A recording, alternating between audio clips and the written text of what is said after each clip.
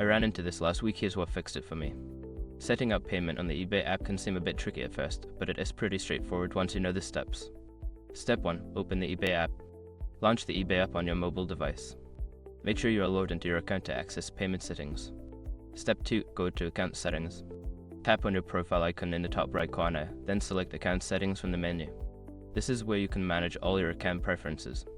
Step 3. Select Payment Options. In the account settings, look for Payment Options or Manage Payments. This section allows you to add or edit your payment methods. Step 4. Add a payment method. Choose Add Payment Method and enter your credit card, debit card, or bank account details. Make sure to double check your information for any typos, as errors can lead to payment failures. Step 5. Save changes. After entering your payment details, tap Save to confirm your changes. You should see a confirmation message indicating that your payment method has been successfully added. Now you're all set to make purchases on eBay. If you run into any issues, don't hesitate to check the help section in the app. Happy buying!